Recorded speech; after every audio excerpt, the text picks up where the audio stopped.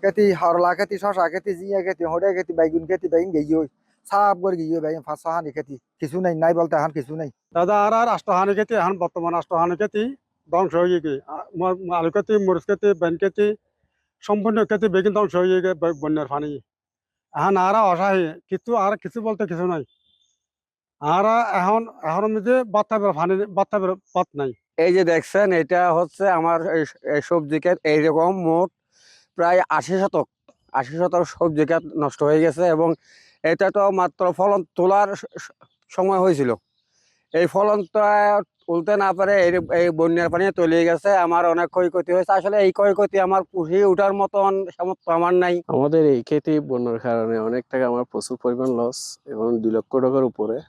এখন আমাদের কোনো সামর্থ্য নেই যে এই ক্ষেতে যে তুলবো। আর প্রায় আমার 5খানি ফসল ক্ষয়ক্ষতি হয়েছে।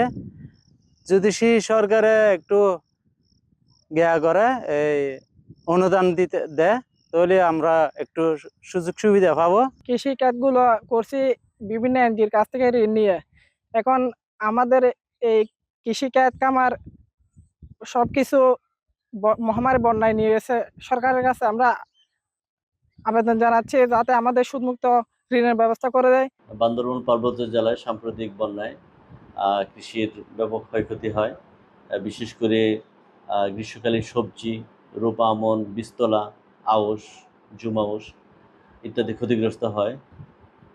টোটাল আমরা যে পরিসংখ্যান পেয়েছি 732.80 হেক্টর ক্ষতিগ্রস্ত হয়। এর মধ্যে আমাদের টোটাল কৃষক 8,000-এর উপরে, এবং আমাদের যদি আমরা ক্ষতির টাকায় প্রকাশ করি তাহলে 20 কোটির উপরে ক্ষতিগ্রস্ত হয়েছে আমাদের ফসল হানির ক্ষতি যেটা। আর এটা কাটিয়ে ওঠার জন্য আমরা চেষ্টা করছি। আমাদের উপসহকারী কৃষি কর্মকর্তারা মাঠে কাজ করছে, উপজেলা কৃষি অফিসারের নেতৃত্বে।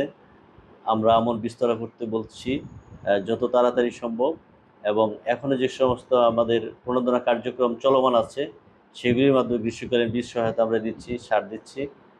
পাশাপাশি আরেকটা সরকারের পক্ষ থেকে যেটা আমাদের নির্দেশনা, সেটা হলো যে আমন বিস্তরা করার জন্য সরকারি প্রতিষ্ঠান, বিশেষ করে হর্টিকালচার সেন্টার এবং বিএডিসিতে আমরা জায়গা নির্ধারণ করেছি।